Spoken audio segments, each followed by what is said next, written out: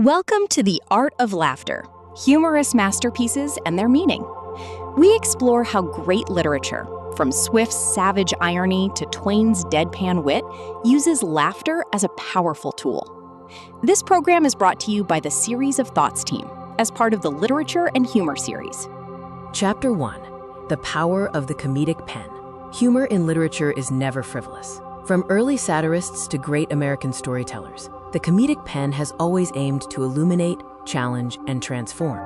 What makes us laugh? Humor provides social critique, exposing absurdities to make uncomfortable truths easier to swallow. Mark Twain distinguished between the humorous, the comic, and the witty, each shaped by culture. Humor also lowers our defenses, making serious themes like mortality and injustice deeply memorable. We turn now to Henry Fielding and his mission: to tear the veil off affectation and expose it to ridicule. His novel, Joseph Andrews, is a prime example of novelistic satire. For Fielding, true humor lies in the gap between who people pretend to be and who they actually are, exposing vanity and hypocrisy.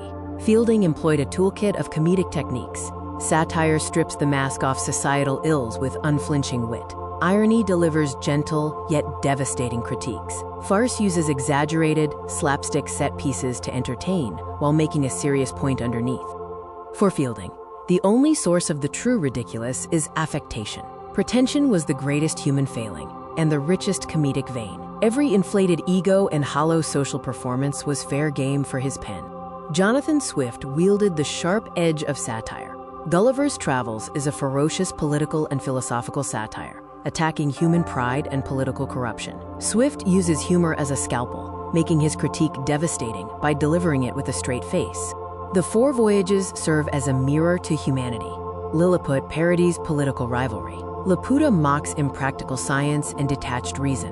Brobdingnag exposes moral deficiencies. Finally, the Hoodlums present Swift's most severe indictment of human nature. Swift masterfully blended humor for engagement. He knew a laughing reader is a listening reader. His biting irony forces readers to reassess their societies. His critiques on politics, science, and human nature remain sharp across centuries. The scale of Swift's satire moves from petty squabbles to human depravity. His genius used physical scale, making us the giant or the insect, as a metaphor for moral perspective, depending on who holds the lens. Chapter 2. The American Humorous Voice. Across the Atlantic, a distinctly American humor emerged. It was rougher, more democratic, and reflected the tensions of a young nation still finding its identity. Mark Twain is the master of American humor. He stated, "The humorous story is American, the comic story is English, the witty story is French." For Twain, humor relied on the manner of telling deadpan delivery with a concealed punchline that crept up on the reader. Twain's The Celebrated Jumping Frog of Calaveras County uses a story within a story structure, where a framing narrator recounts Simon Wheeler's tale, creating ironic detachment. The use of vernacular dialect establishes character and tone. Beneath the comedy are deeper themes of authenticity and deception. The American tall tale is a democratic art form, delighting in implausibility. Twain used it to probe the proclaimed ideals, the language of culture, and its lived reality, the language of sweat. Jim Smiley's Frog is a tale of exaggeration and deception.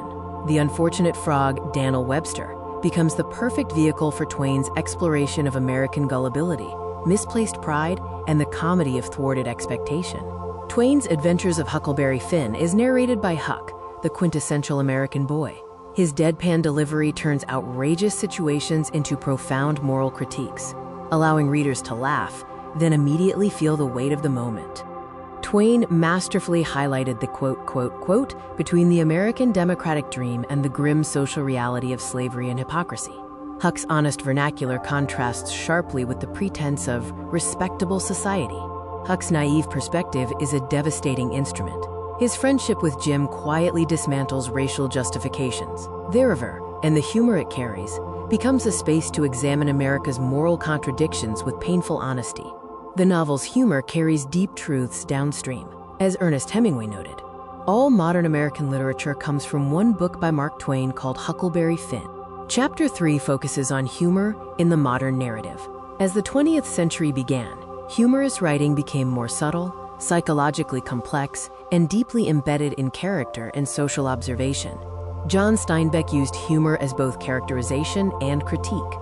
While not always obvious, his humor is essential. It controls emotional distance from difficult material and ensures his satirical points land with unexpected force. Steinbeck's versatility lies in his tonal balance, oscillating fluidly between comic and tragic. His humor comes from intimacy with the depicted communities, and his persistent satire critiques capitalism and social hypocrisy. In Steinbeck's world, laughter and hardship are inseparable.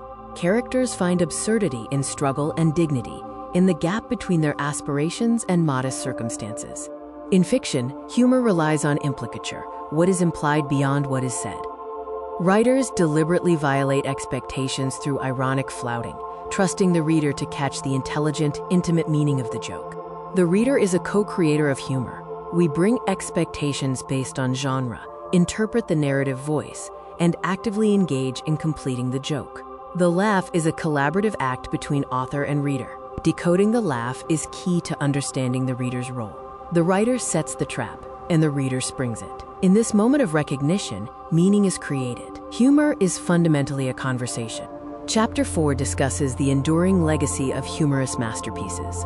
We continue to read these authors because the follies they exposed are timeless portraits of ourselves. The laughter they provoke remains necessary. Humor acts as a lens for meaning, defamiliarizing the world and forcing us to see our own vanities. It fosters empathy through recognition, allowing us to critique serious issues without sinking into despair. The timelessness of wit connects Fielding's social satire, Swift's biting critique, and Twain's deadpan Americana. Their humor is rooted in universal issues like self-deception and the gap between reality and aspiration. Each humorous masterpiece is a way of seeing. Through centuries of wit and wisdom, the tradition continues. Each reader discovers that the joke was, at its heart, always the truth. Beyond simple amusement, humor has a profound impact. It builds resilience, teaching us to find the absurd within the agonizing. It requires courage to confront difficult truths about human nature. And ultimately, shared laughter fosters genuine connection and common humanity. The art of the punchline is a powerful technique. Mechanisms like irony and satire deliver meaning at full force. The deeper purpose of great humorous writing is to provoke thought, foster connection, and remind us of our magnificent, infuriating imperfections. Humor illuminates truth. As Mark Twain said, humor is the good-natured side of a truth. It shines a spotlight on the serious issues of the world, making them visible through the lens of laughter. In conclusion, the great humorous works don't ask us to stop taking life seriously. They challenge us to take it seriously, in a wiser, more honest, and more human way. This is the last laugh, the ultimate truth, revealed through wit. Humorous literature is more than entertainment. It's a vital form of social commentary and self-discovery. By engaging with these works, we grow, gain perspective, and appreciate the full complexity of the human condition. The invitation stands. Laugh your way to understanding.